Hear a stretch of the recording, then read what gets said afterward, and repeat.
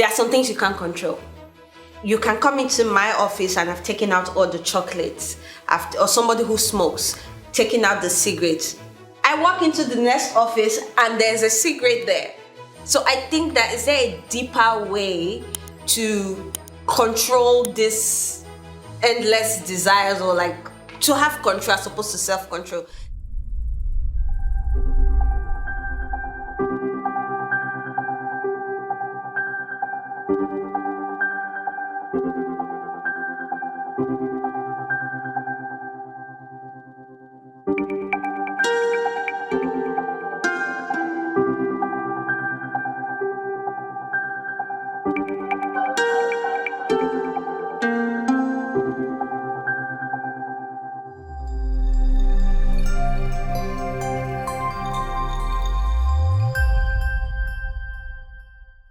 Hello viewers, welcome back to Game of Life. We're excited. We're still exploring episodes in the L letter, right?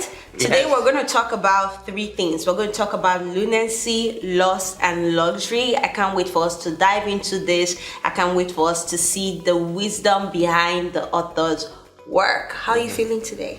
I am feeling because of luxury, you have dressed like luxuriously. You may be right, you may be wrong. I don't know. Okay, let's dive straight into it. We're going to start with lunacy, right? The writer says, fanatic should not be a lunatic. So also in case of fancy and lunacy. So basically, fanatic means extreme enthusiasm. So that should not be. Lunatic means idiotic or mentally ill. Are we saying that it's not right to be enthusiastic? Enthusiasm is very important, but extreme enthusiasm. What does that look like? Like imagine you were watching a soccer match and you got so excited that you broke the table. Or you died. Or you threw a bottle on somebody else, or you spoiled the house. Probably you could have jumped on the ground. That is safe for you and safe for everyone else. Yeah. So that's what. So why does it say also in the case of fancy and lunacy? So fancy is like a whimsical idea. Suddenly you thought, okay, if I can fly and then yes. jump off it. Or imagine you are sitting at the edge of a hill, thinking, here I'll get a very good picture and a very good video and the likes will simply shoot to million. And finally you slipped and then we don't know what happened. Take everything with ease, okay? The humankind is an evolutionary climax. I think I like that. Its wisdom is an anti-climax, and intelligence is of its own and allegory. So this is a very important concept he is saying, and what you liked is also very important. Humankind evolutionary climax. So evolutionary climax means it's the most advanced and most evolved of the species. So if we use the Darwin principle, human came much later on the earth. And their evolution is also because of the brain size, and they could stand erect. The vertebrate is straight. So that also helped the brain to develop more. And if we compare the brain size of human to any other species, it is bigger. One would think, why has he titled this lunacy? No, I will explain to you. So one part is that humankind is very precious because it has evolved. Its wisdom is an anticlimax. What does it mean? What does it mean? It means, imagine our forefathers 500 years back, 200 years back. Have they evolved as a being? We all evolved.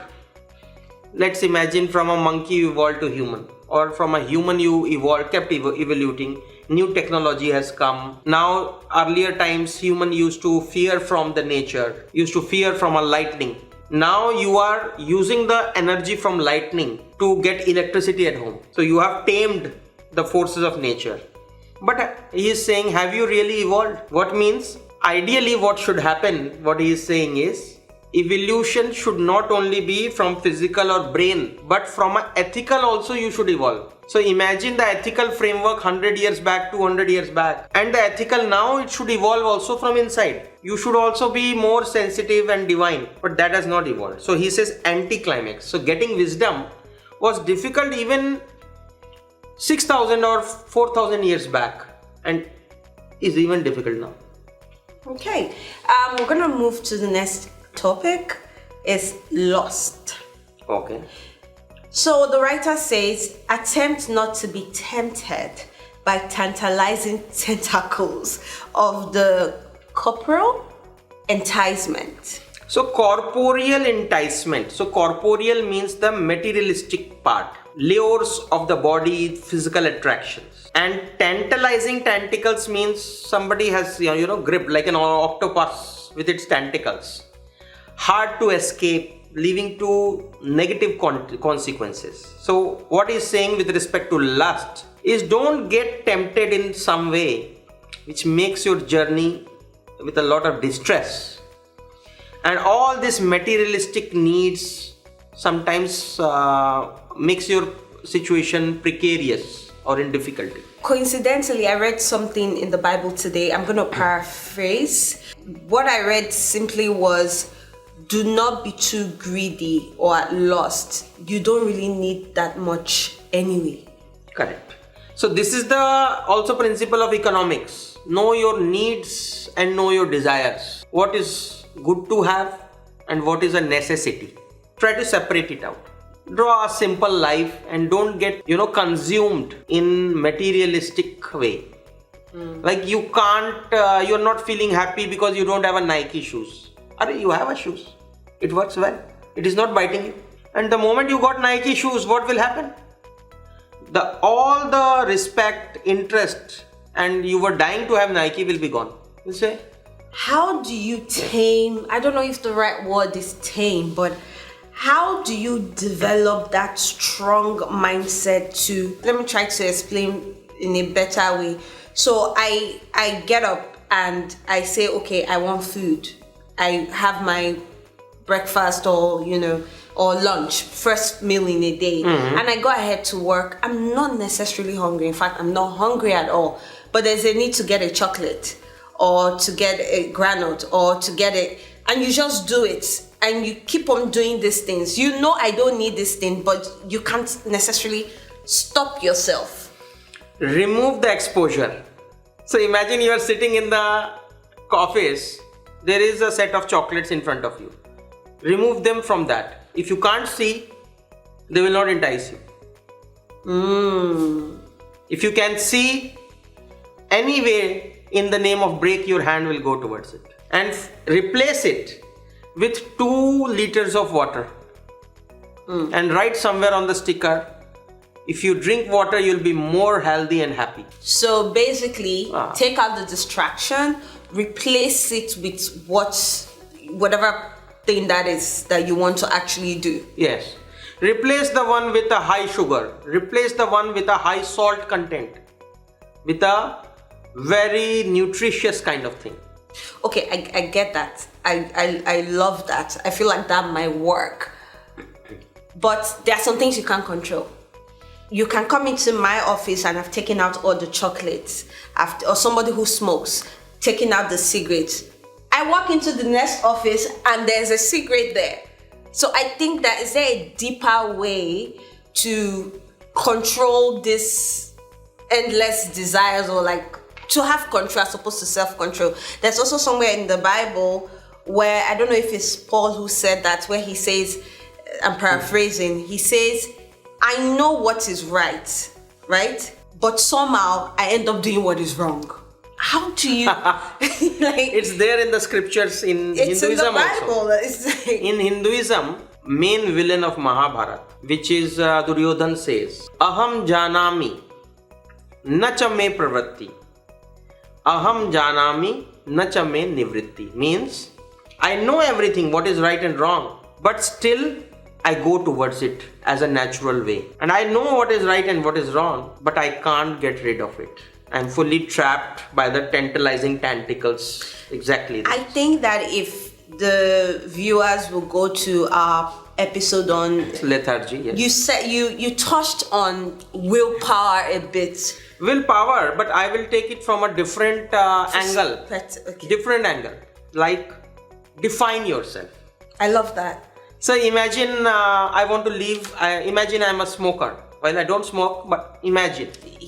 You will never catch him with a cigarette. Imagine I'm a smoker and I want to leave cigarette. That's my new resolution for 2025. So when you are smoking as my friend, you offer me, hey, what about this?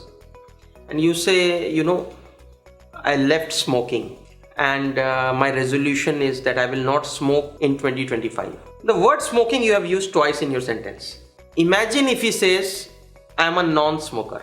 Imagine the same set, people are drinking and he says, oh, I left drinking because, my liver or my kidney had a problem.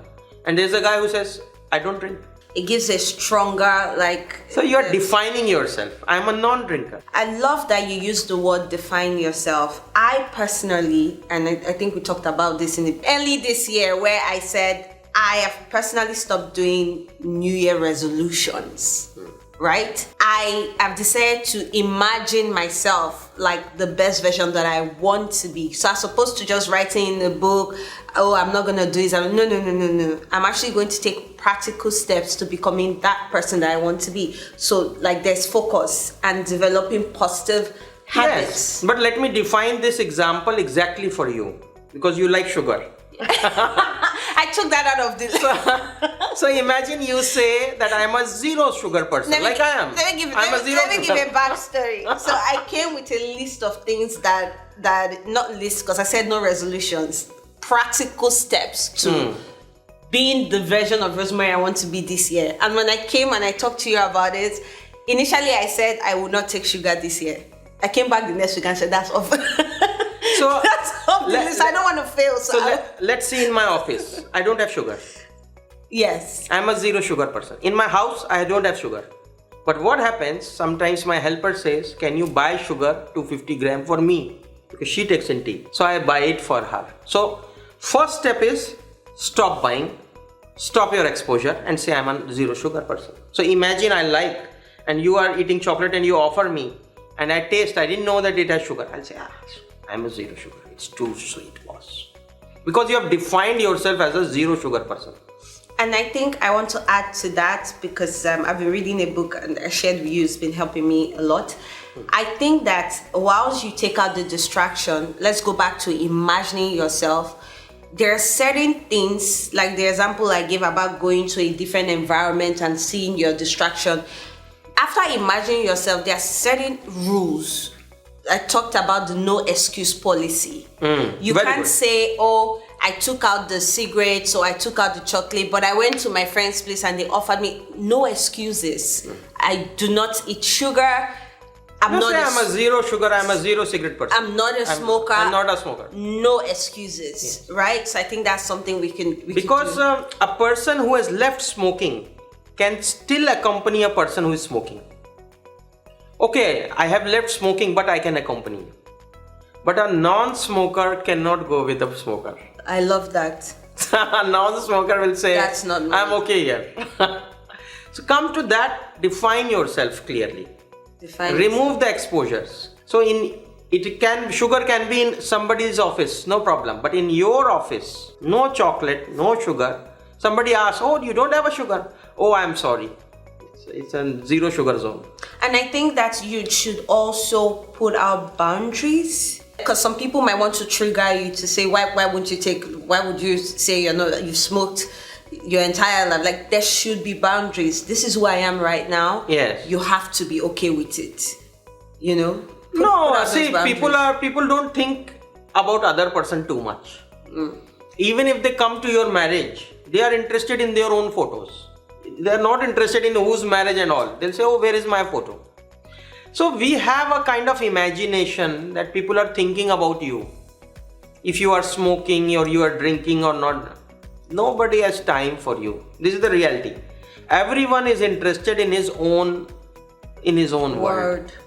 So if you are not smoking, not that he will leave smoking because of you.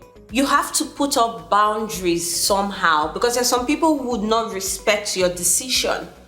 right? Okay. If you had friends who used to always partied with them, you stay late up night, you drink, you get drunk, all of that, and all of a sudden you're saying, I'm not that person anymore. If you don't set out boundaries to say, we can be friends, we can be cordial, but I'm not going to be that friend who would go to the club. If you don't set that boundaries, you might, Yeah, you might slip. You might slip.